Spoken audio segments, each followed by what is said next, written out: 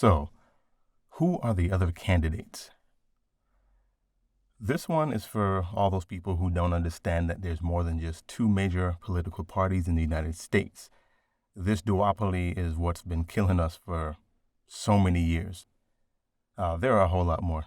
There were over 1,000 people that actually registered to run for president. But you'll find out more about that later, and there's also links below the video that takes you right to that page. So the two Republicrat candidates are wasting our money, taxpayers' money, to attack one another. I've said in many of my videos that other parties have presidential candidates. Many of you have no idea who these people are because the Republicrat parties have stacked the system against them, making it almost impossible for any of them to get airtime or into the debates, or even on the ballot in every state.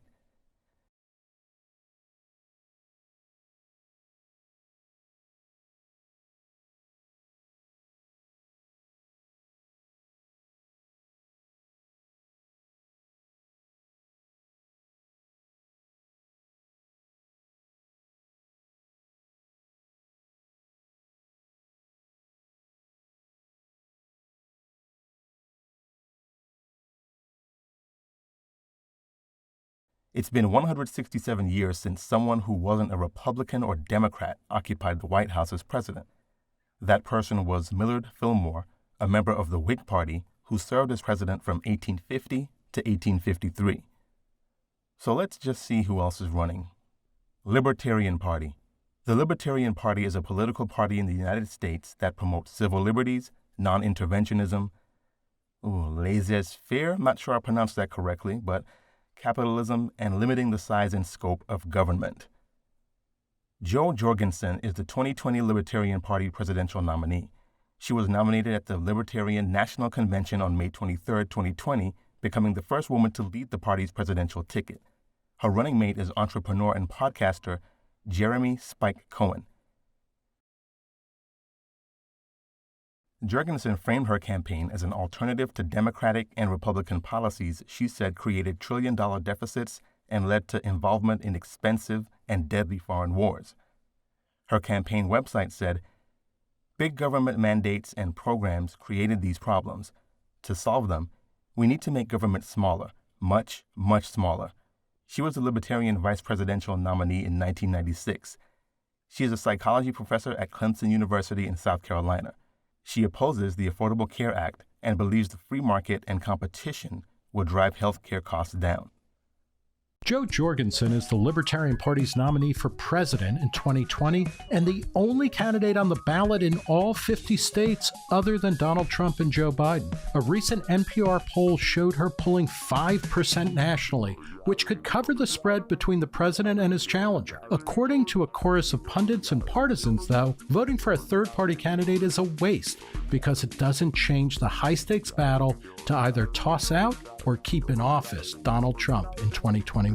This is not the time to withhold our votes in protests or play games with candidates who have no chance of winning. Jorgensen, a 63-year-old Clemson psychology lecturer, is running on a blend of standard small government rhetoric discussed with career politicians, optimism about young people, and of course, the occasional craziness that we all expect from third-party nominees. I am running for president because government is too big, too bossy, too nosy, too intrusive.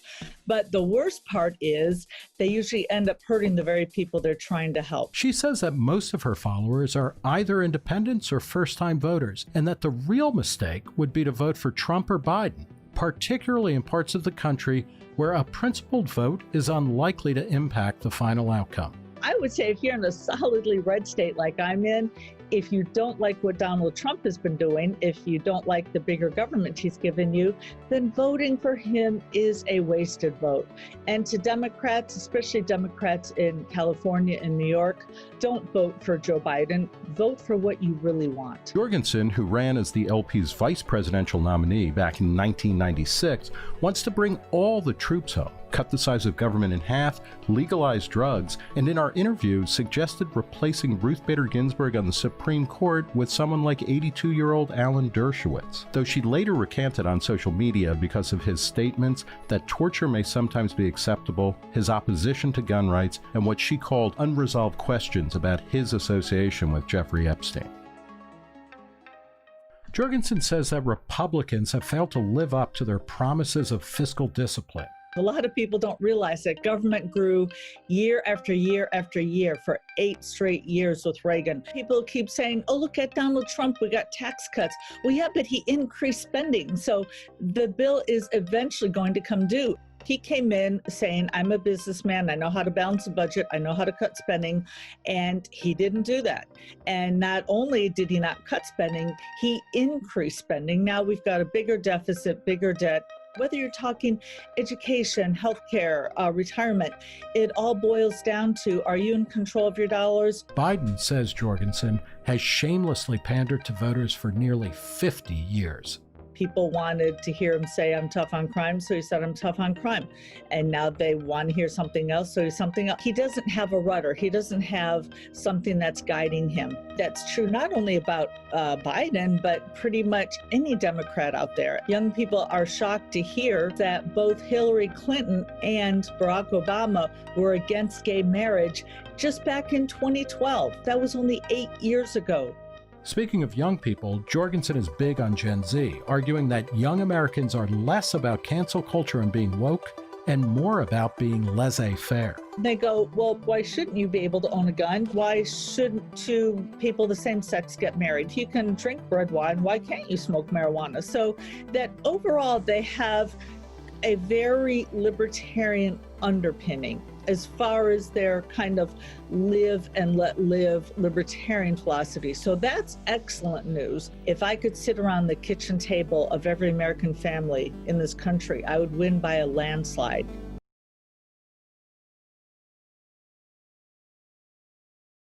What do you think of UBI? So UBI, Universal Basic Income, acknowledges a problem with our monetary system.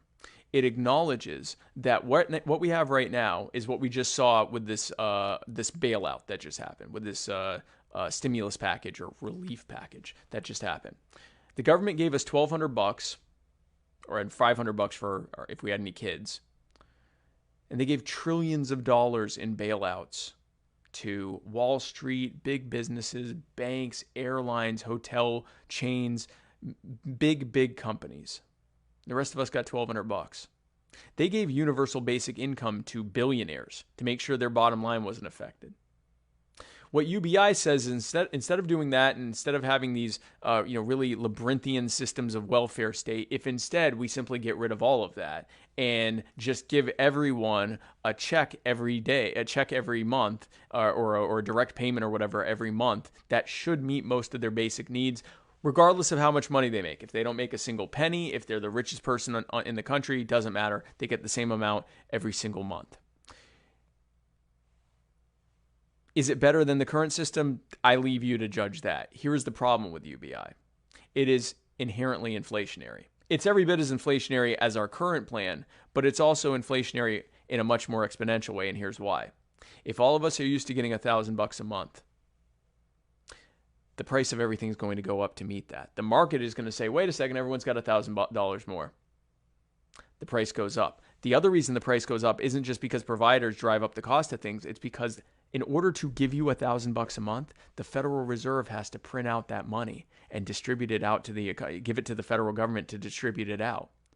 But that money didn't come out of nowhere. It has to be lent to the government. And so that has to be paid back with interest. So now you've got to pay that interest off. So that's driving up the cost right there. Also, anytime you inflate the monetary supply, you add more money to the money supply, but you don't add any additional value. It drives down the value of all of those Federal Reserve notes that you have in your pocket and in your wallet and in your bank account that you just got a $1,000 check out of, that you use to buy the goods and services you need to survive. Everything you can think of that you spend money on. Rent, your mortgage, your phone service, your food, your clothing, everything that you buy. And that's why the cost of living continuously goes up. Well, if you add UBI and you make it so that people are getting a fixed amount of money, which is going to make the cost of living snowball even higher, now the amount of money they have to give you goes up. So $1,000 becomes $1,500, becomes $2,000, becomes $3,000, becomes $5,000, becomes $10,000, and it goes on and on and on and on because it has to. Not because we're being greedy. It just has to match up with the cost of inflation. And you end up in a situation where you're not going to be able to keep up with it. The government's not going to be able to keep print. What, they going to give everyone $1 billion a day? Because what happens is over time, as the cost of living goes up, naturally as a result of this ever expanding amount of money going into the money supply, you will end up with exponential increases to the cost of living. And we've seen this happen in places like Venezuela and Greece and Zimbabwe and the Weimar Republic in Germany, where bad inflationary policies make it so that the money's worthless. It's worth less than the cloth or paper it's printed on. And so while UBI may be better than other systems,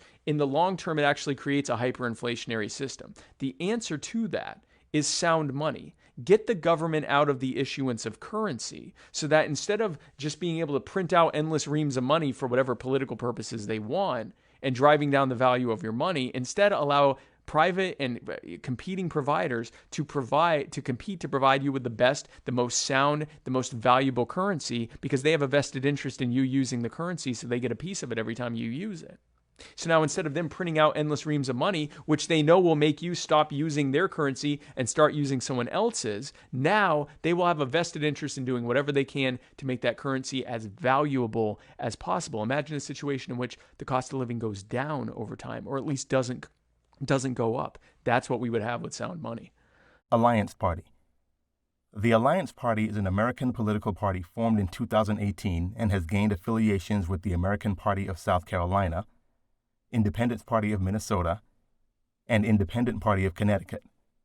The party's presidential nominee is Rocky De La Fuente, and the vice presidential nominee is Darcy Richardson. Rock De La Fuente filed to run for president in the Republican primary on May 16, 2019.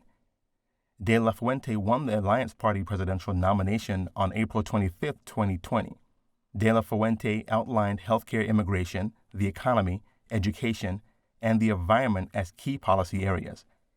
He said healthcare policy should be focused on lowering costs, maintaining or improving care, and opening access. He also said the government cannot create jobs, but it can influence the economic environment. We need to rebalance the relationship between regulation, taxation, and economic expansion so that the private sector can create new jobs and attract old ones that have migrated overseas. He says, I'm running to shed light on issues that will otherwise remain unsolved. Caring for the homeless is one of them. I'm also running to show future Latino generations that there are no barriers to what they can achieve.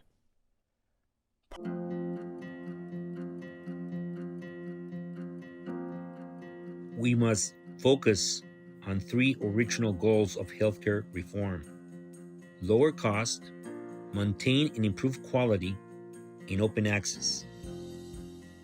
We must readdress this in the way that corrects cost and quality parallel with access. There's no reason why we should not be able to deliver quality healthcare for every single American.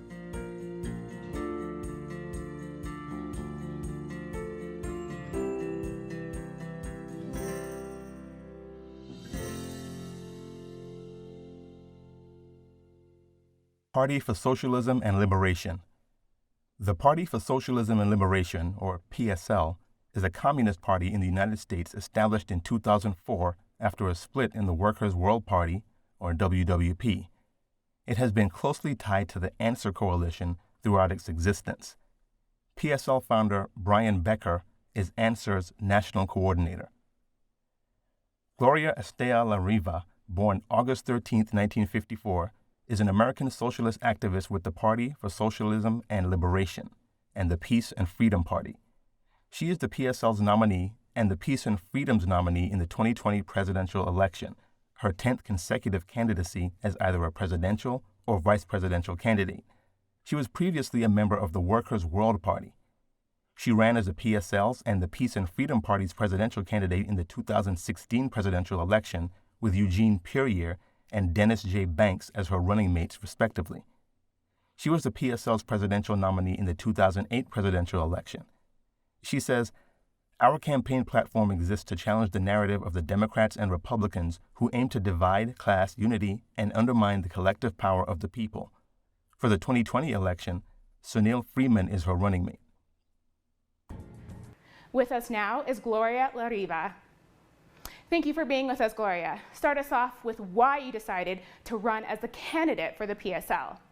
The elections traditionally in the United States have been solely a race between the Democrats and the Republicans, two parties which hold up the system of capitalism and also have both promoted the wars, sanctions, occupations that we are seeing even today. And I think that the Super Tuesday phenomenon of the other Democratic Party candidates dropping out soon after the South Carolina primary in order to back Joe Biden, despite the enormous popularity of Bernie Sanders and what he represents, a distinct change from the Democrat and Republican status quo. What Bernie Sanders is calling for is an economic program to alleviate the suffering of tens of millions of people in the US. And the Democrats weren't going to have any part of that because they're backed by the same interests that back the Republican Party. So the Party for Socialism and Liberation that I'm the candidate for, and also for Peace and Freedom that I'm vying for in California, we believe that the message of socialism, of the need to struggle against the banks, the corporations, against the Pentagon, and anti-people policies is more necessary than ever. You know, we don't know what's going to end up with the Democratic nomination, but it looks more and more like Joe Biden is going to win the nomination. And I think our message of socialism, of struggle, of the people mobilizing for people's rights, for an end to war, for peace, and for economic justice is going to ring truer than ever. We will be applying to get on the ballot in quite a number of states in the United States. Even though it's a very hard process, you have to gather tens of thousands of signatures, but we have many volunteers, many members ready to do that. Green Party. This is a party that some of you are probably more familiar with. The Green Party of the United States is a federation of green state political parties in the United States. The party promotes green politics, specifically environmentalism, nonviolence, social justice, participatory, grassroots democracy, gender equality, LGBTQ rights, anti-war, anti-racism, and eco-socialism. On the political spectrum, the party is generally seen as left-wing. So if you give a damn about people's rights, you're left-wing? It's all just confusing. Howie Hawkins is the 2020 Green Party presidential nominee. He clinched the nomination on June 21, 2020, after winning more than 176 delegates across Green Party primaries and caucuses. He was formally nominated at the Green Party National Convention on July 11, 2020. His running mate is veteran and labor activist Angela Nicole Walker.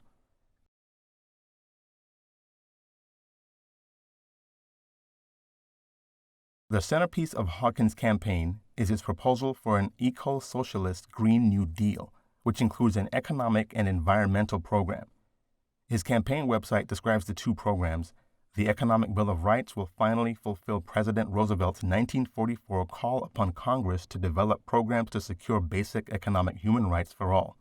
Not one of the two primary parties are focused on fulfilling President Roosevelt's call upon Congress.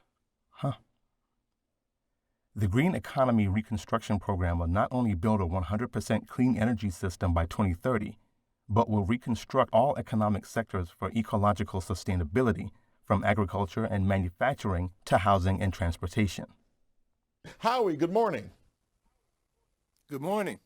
Now, we haven't seen each other on this show since July. So tell us what has happened with your campaign from July till now and how your campaign's going. Well, the first thing we focused on, July is when we got the national nomination, me and my running mate, Angela Walker. And then it was a mad scramble to get on ballot lines. We started the campaign with the Green Party having 21 state ballot lines. That left 30 more petitions to do. So we were appealing to state governments for relief during the COVID pandemic because it was against public health guidelines to be out there physically asking for petitions. And when we did, we looked like hazmat workers with gloves and visors and masks and disinfected. And so it was a mad scramble to get on the ballot. And in the end, we got on 30 ballots, representing 73% of the voters, 381 electoral votes. You need 270 to win. And then you count the write-in states we're on, and it's 96, I think, percent of the voters and 514 potential electoral votes out of a possible 538. So that was July and August. And then an even more difficult barrier is getting into the national media dialogue about the campaign.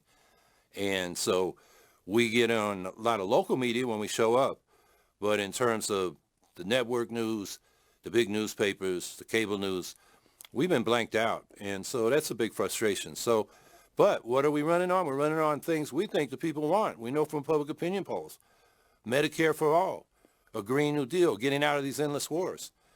And so, you know, it's frustrating for us to know that we maybe have the most popular platform and we're not getting covered.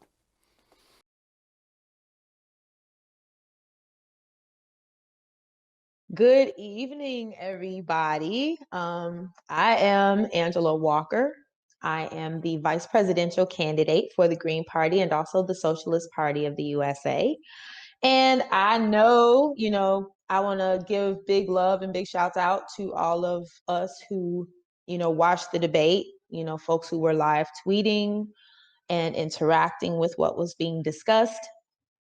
I know there were expectations with this debate that after the presidential debate, we were, waiting to see, some improvement as far as the demeanor of the candidates. I think that it was very marginal.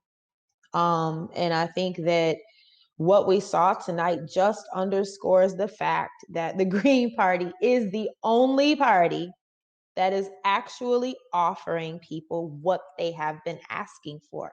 We are the only ones who are being responsive to, calls for community control of the police. We are the only folks who are talking about Medicare for all. The fact that, just listening to the whole piece, the beginning piece about, how the Trump administration really did criminally mishandle the COVID pandemic and has been downplaying it. And also their disgusting, this disgusting scapegoating of China for a virus that the Trump administration has mismanaged is ridiculous. So, in talking about what people need as far as COVID relief, what should have been in place, and Medicare for all.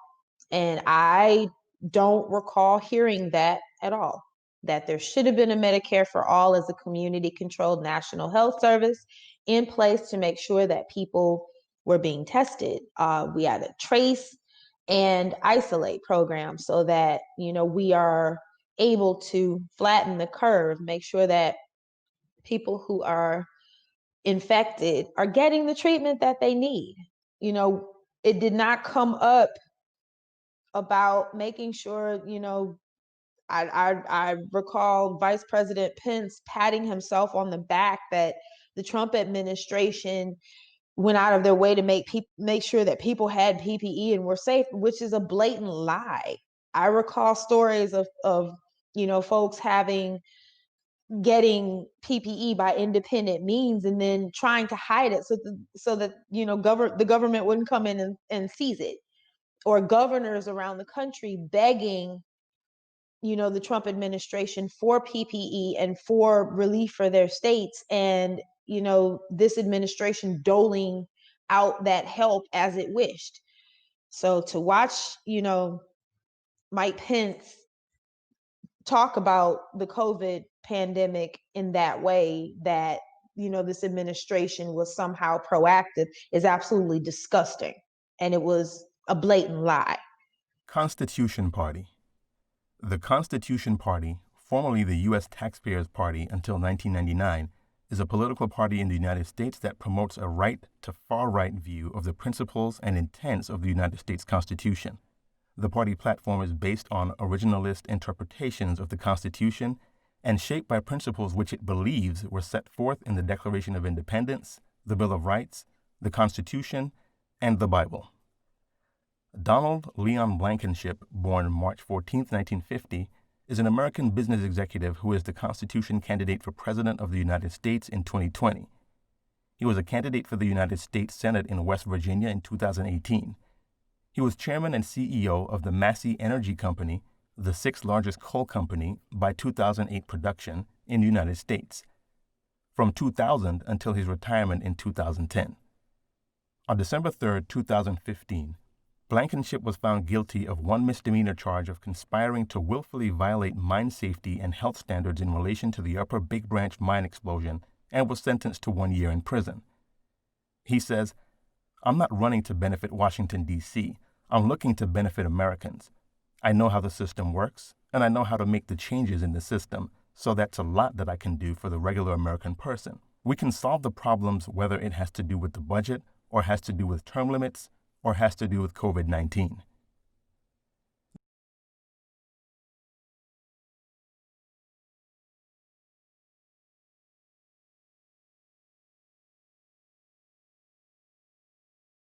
There are more than just these people running for president, but each state will vary. This is only what's on the ballot in my local area. As I said, a lot of these people can't get on the ballot in every single state, so a lot of you don't even know they exist.